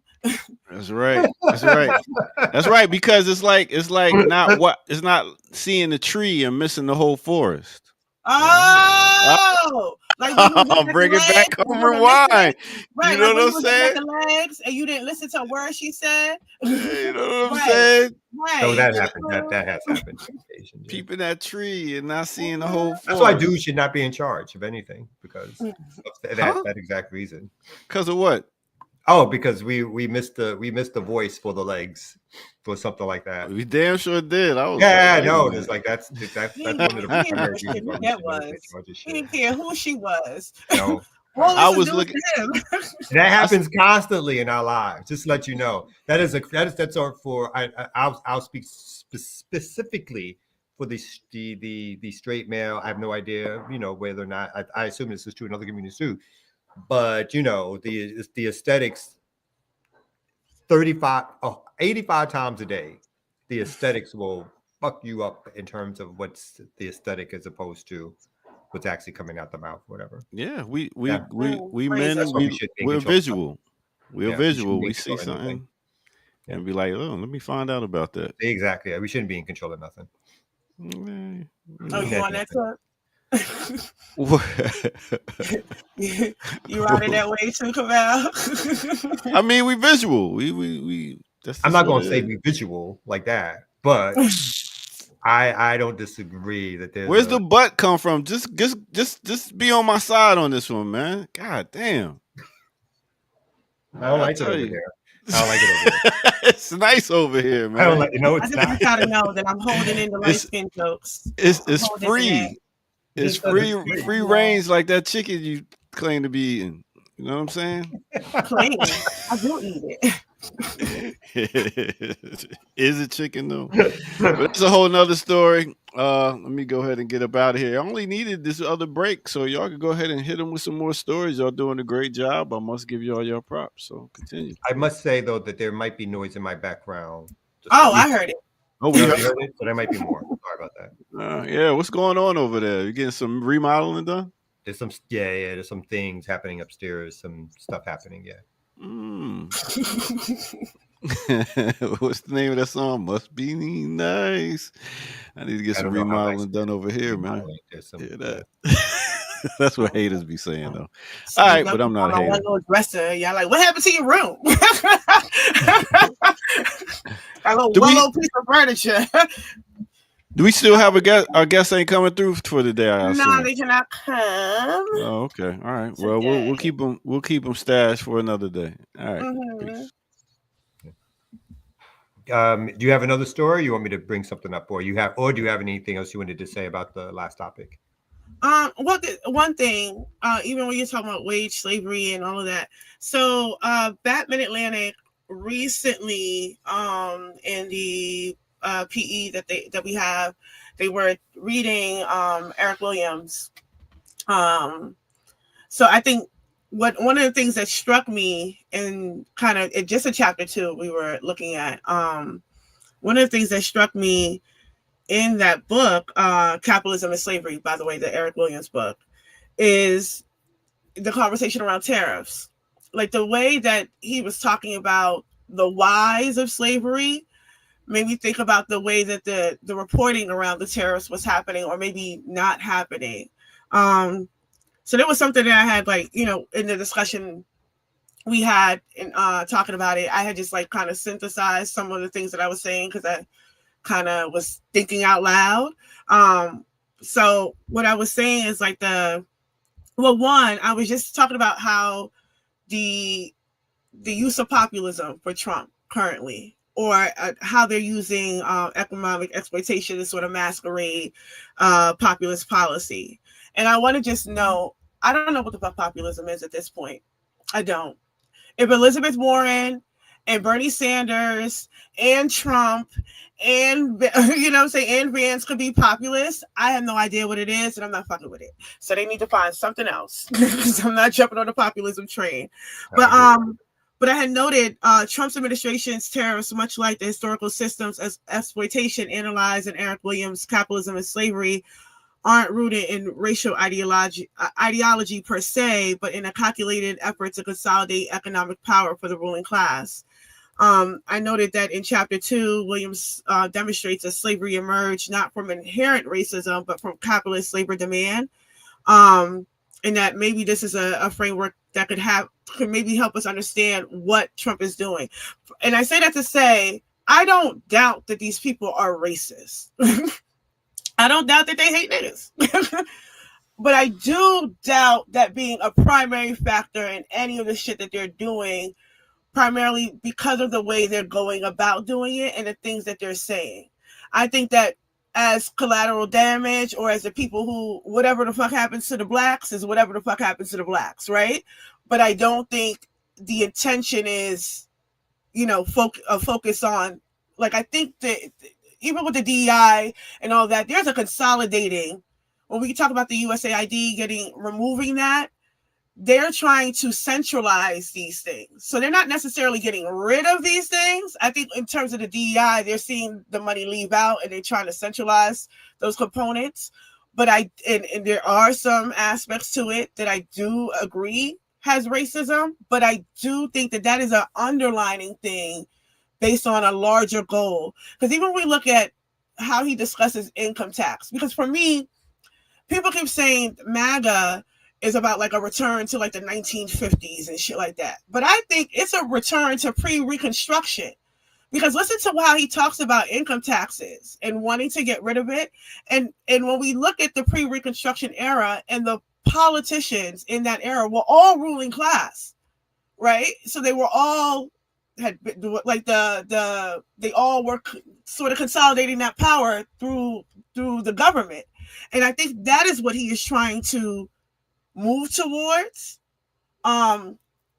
So, and then when I talk about the tariffs a little more broadly, and again, thinking out loud, so I don't know if it's clear or not. But when we talked about the tariffs more broadly, when I said earlier, like, it's being framed as this sort of pro-worker intervention, like bringing back jobs and industry, but they follow the sort of same pattern of economic opportunism that Eric Williams discussed. But then you also see, even with the inflating consumer prices, that's harming the workers, accelerating automation that eroded the jobs. They're triggering of retaliated measures. It's crippling so the industry that they're speaking of it doesn't exist. And it's going to take decades to build it up. So I don't think I don't think they're unaware of that. But I don't think it is the motivating factor, because I think when we look at I do think it represents a more broader neoliberal sort of project, which is prioritizing financialization and capital mobility over domestic labor, systemically dismantling unions, offshoring industry, and things like that. But they're also trying to. I don't think they're bringing it back. I don't believe that. If we're looking at what's occurring, I think they're trying to stop China, stop Russia, well, China specifically for the Republicans. I think they're trying to stop them from expanding, but I don't think that there's a true, that's why I said the way that we're seeing MSM report on the things that Trump is doing, they're giving cover to a lot of it. I think they're legitimizing these things. Even like what we're seeing with Doge. This is not about cutting the fat. It's not. They are, if you look at what they're doing, they're centralizing all of these industries. So even with the tariffs, this is not about bringing jobs back. It couldn't be. Where are the workers? Where are the workers? So it couldn't be. So really for me, and then even listening to like Ben Norton, I do think that there's an underlying thing happening. And I think what we're seeing is how they're using ruling class interests to co-opt this sort of populist rhetoric, like jobs for all, and making sure bringing jobs back and things like that. But they have extractive agendas that they're masking. So that was some of the things that I was thinking of reading chapter 2 of Eric Williams, but then also listening to you even define the differences in the North and the South with race slavery, because I do think that there is a harkening back to an era, but it's not the one that we're thinking of. Yeah, I think for me, so again, I think the ruling class, even the ruling capitalist class, can be divided based on the interest. So I think there are domestic industries, there are steel, even see labor unions, right, who are calling for these tariffs, steel industries and other industries, or other people affected by these industries, and or an ideological persuasion that is calling for these tariffs because they do think that they're going to get the parts of the industrial ruling class to bring back some industry to the United States, particularly to the white workers, to the white working class. I don't think that's fake. I don't think that's strictly cover for larger neoliberal plans, because I don't think they would have to go that route to pursue those plans. I think there's, again, this, and I do think it's a harking back to the 50s of a time period where they felt, and I do think race is important here, where they felt the white man was on top. He had his Christian family. He had his wife who was beholden to him. He had his kids. He was the head of the household. They had their religion. They had their pensions. They had their industry. And all other people, as it was seen by them, obviously this is a fantasized version of history for them, were underneath in a clear, people don't like it when I say totem pole, but a clear lineage of who was on top and who wasn't.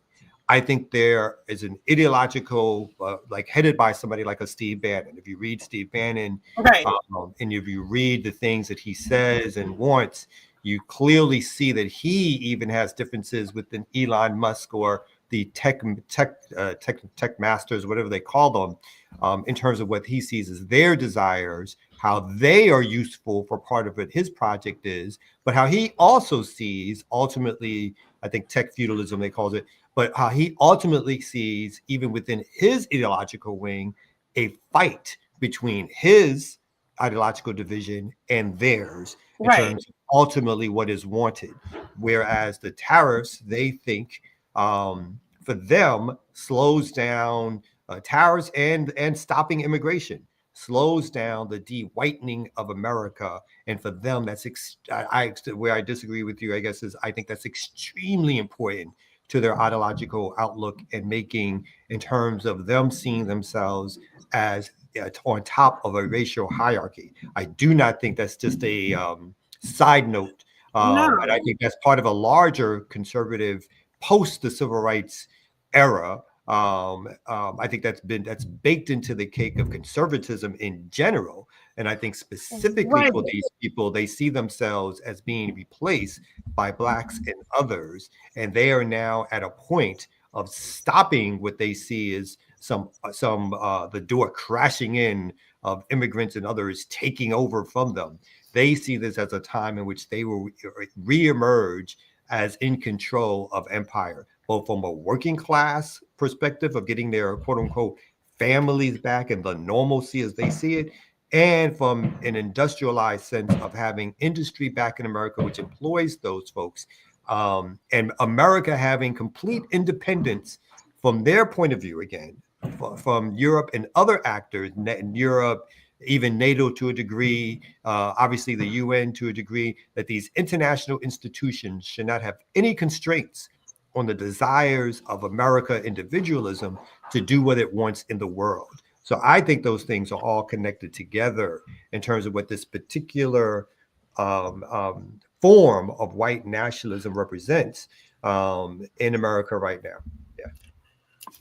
I would say, even to the point of Steve Bannon, and even what you named about the white household, that's pre-Reconstruction.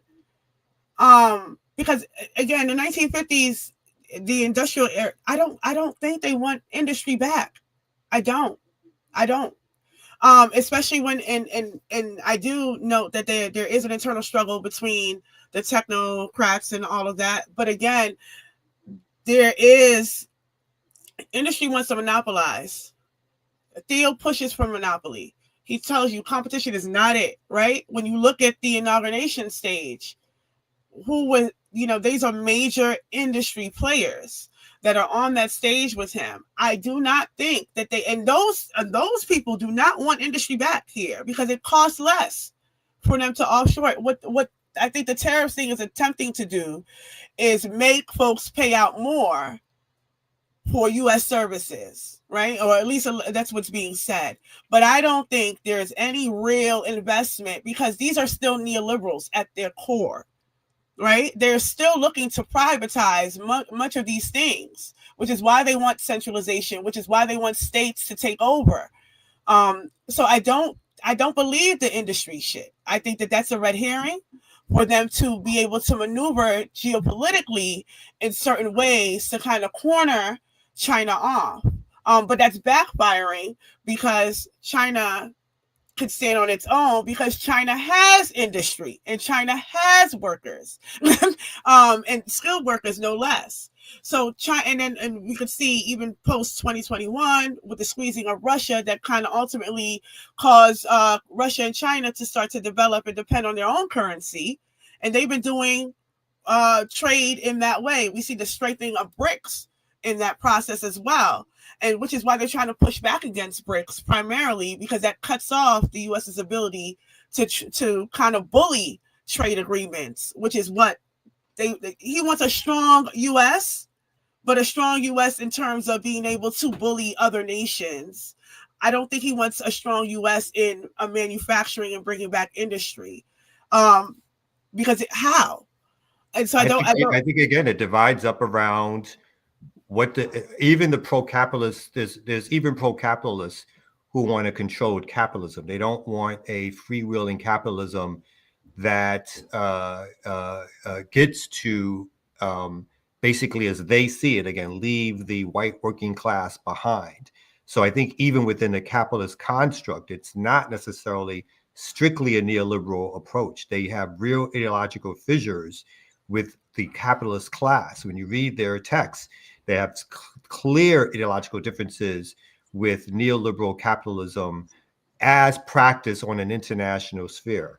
I also think, to go to China for a second, I also think China also wants neoliberalism. Again, I think China is a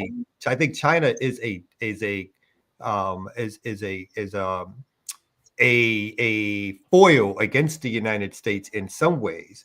But I also think China, again, as much as we don't, people don't like the United States is China's largest market. China does not want tariffs against its products and goods.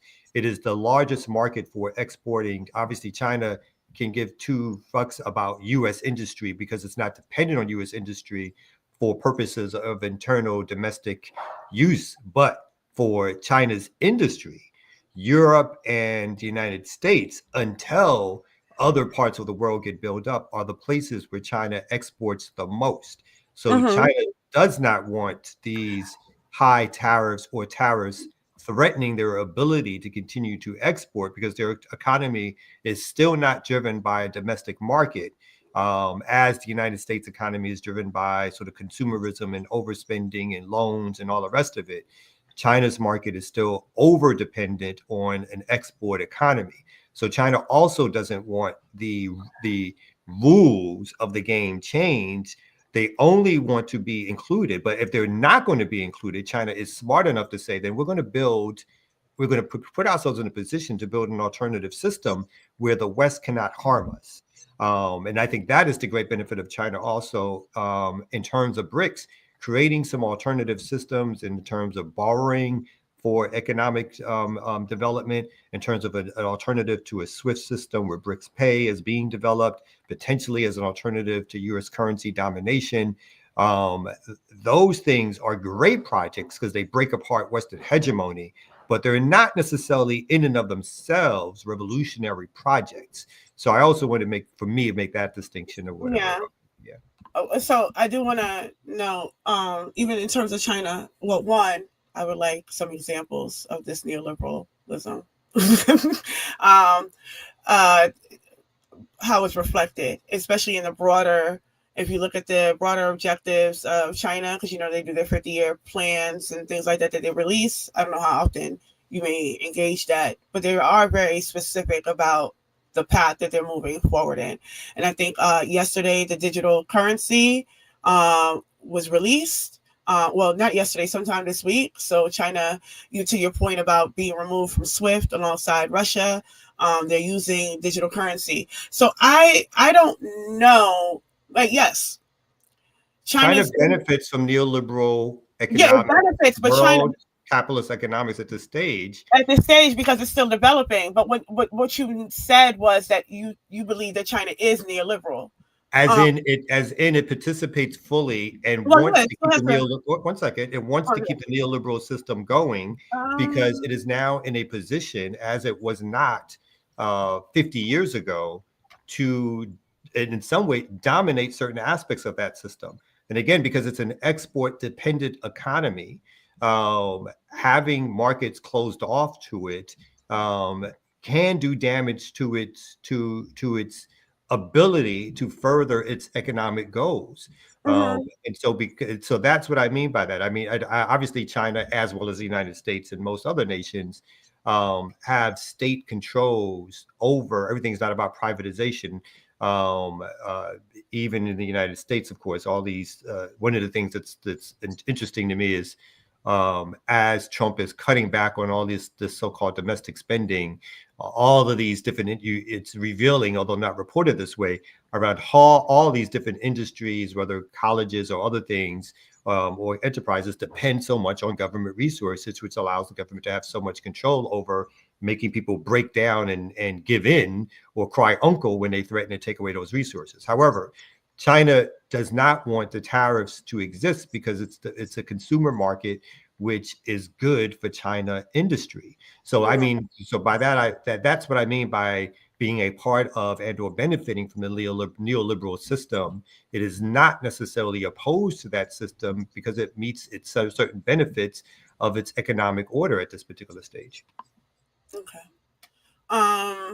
Okay.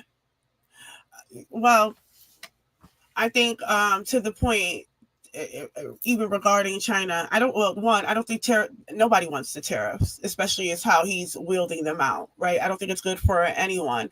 And also we're at a stage of particularly globalization where all of this is going to impact everyone. I think the levels of trade, import and export, many of these countries are so dependent on one another that this is going to, drastically have a large impact across the world.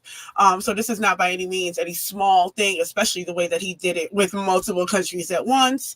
But as it pertains to China, what I'm saying is because China has developed its industry over these decades, as the U.S. has deindustrialized, the relationship between China and Russia, between China and the U.S. has been intermingled and intertwined in this in an independent way. They're very dependent on one another for these import-exports because of the ways that industry has upticked in one area and defaulted in another because of neoliberalism.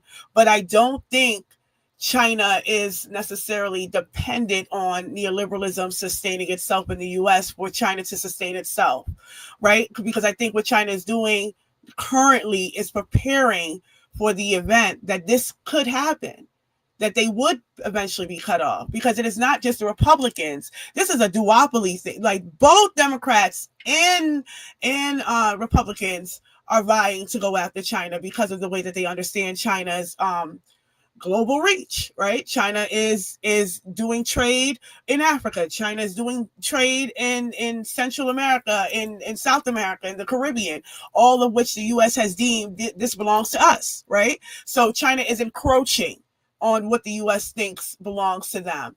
And as we're seeing that occur, they are preparing for the backlash. Like, I don't think BRICS is not something that BRICS was in preparation because of all of the, since Obama has been fucking with China since the pivot to Asia policies, right?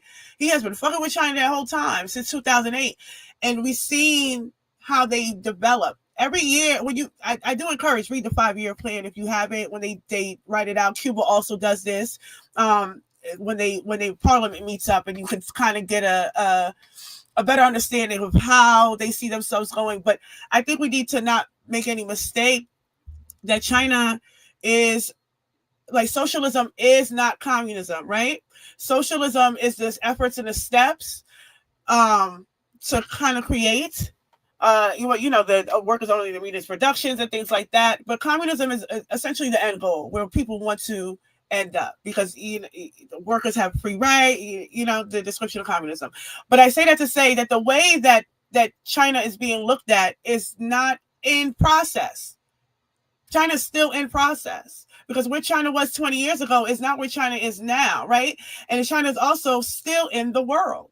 It's still of the world. So if China can't afford to isolate itself completely, right? So it's like cut off your nose to spite your face kind of thing. So I do think there needs to be some kind of nuance and balance around the policies that we're seeing come out of China and the way that they maneuver globally, and why they have this sort of non-interference clauses and things like that, because they are trying to be an equal one. I don't want to say equal partner, but they are trying to have partnerships. Like, I don't want to do too much, but they are trying to have partnerships with these other countries where they can actually engage diplomatically, which is not the case for the U.S. at all.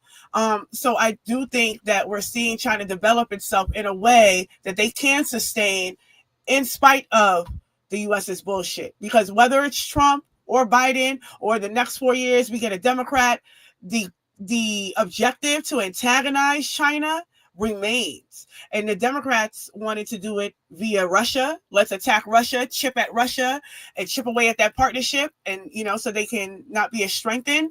And where where the Republicans are like, that's a waste of time. Leave Russia alone. Just go straight after China, right? So again, the objectives are the same, even though we see tactically, strategically, they're moving different.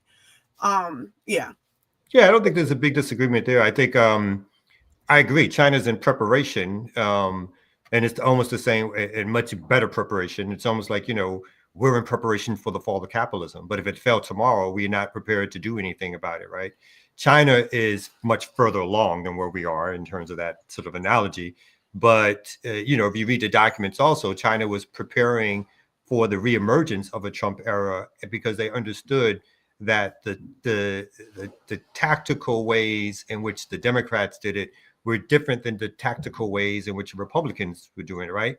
The Republicans are directly attacking China, again, with these high tariffs as much as over 100% in some industries, although it did carve out some exceptions because, again, China is the United States, even as I said, the United States is dependent or China is dependent on exports to the United States. The United States is dependent upon receiving a lot of those exports because there's no longer any industry here that can make something cheap for various reasons. And some of those may even be good reasons in terms of salaries and what people would demand. But I think that obviously China is preparing itself for a decoupling. I think both nation states are attempting in different ways to walk through a decoupling of the world economy. I think China would prefer that less. I think there's certain aspects of American hegemony, which as long as it's on top, would prefer it less. But I also think there's a narrow white nationalist viewpoint that has predominant control over some of these political institutions and now economic institutions that are looking to fast pace a decoupling. Because again, I think there are some of them that do think they're going to reestablish industry here for all the things that we talked about earlier. Whereas I think there's other American industries that are going to fight tooth and nail against that because they benefit so much from cheap labor that they do not want any so-called tariffs or so-called reindustrialization of the United States, because they think it will undercut their ability to make profits, which again is their end game. But I think it's a battle between elites. Mm-hmm. Just a few things, and before we wrap up, that I just want to quickly respond to. Yes, me saying read the 5-year plan. I think is important because yes, I think there is a lot of misinformation around the Chinese government or the CCP in general that could be clarified. But I say that in conversation with Chinese workers, right, who are in support of the CCP. And yes, they have their criticisms, but they are not overtly, there's no overt disdain for the CCP. I think like any population anywhere, there are people who are unhappy and they will criticize the government. But I also think that there's a distinction between the people who criticize the government and believe in the revolutionary project, and then criticism for criticism's sake. And I also think that we need to kind of be mindful of a tendency of Western chauvinism that we have here, where we so easily level criticisms against contradictions that are happening internally. Because I think what folks, what seems to happen is, because we are not discussing the minutia of the internal, we ignore it. But I say that to say my lack of discussion is not an ignoring of it, but it's also, that's not my role, right? If I'm living in the US and I understand the US in a particular way, especially as it pertains to the rest of the world, then my responsibility here as an anti-imperialist, as an internationalist, it is to wage struggle here against the US. Because even to the point of Cuba, right? I know people like to go to Cuba and openly criticize Cuba and come back and criticize Cuba some more. And then say, but you only talk about the blockade. But what would be Cuba without the blockade? How much more advanced could these contradictions be dealt with? Because they're actually dealing with their contradictions. But it might not be, it doesn't happen overnight, right? These are processes, but they're actually dealing with their contradiction, but they're dealing with these internal contradictions under a blockade. We're talking about internal contradictions with people who are under sanctions. We're talking about, like, there's a lot of things that interfere with them even being able to actually deal with the government at hand, because they also have to deal with protecting their revolution. So they don't, so they don't have, it's not an either or for them, or they're getting. Okay, I'm gonna step in here and call it, because your Wi-Fi is going out, and I think in the chat people said your Wi-Fi is fighting for its life. But I want to thank everybody. I know she's gonna pop back on and keep on. But I want to thank everybody for joining us on Remix Morning Show. We spoke for so long that the ear doctor said he had to cut out and leave. So it's up to me to end the show. So I want to thank everybody for coming. We had a great discussion. We're going to continue this on other days. Always remember that you can donate to us and continue this conversation and help support us and all the rest of it. We appreciate all that you've done. I'm looking for something as I'm talking and running my mouth, because I think I need to get that little thing up there. Is that it? No, that's not it. Media, it's under media assets, overlay. Okay, I found it. So appreciate y'all for coming. Remix Morning Show. We are out. Best morning show in the world. Remix.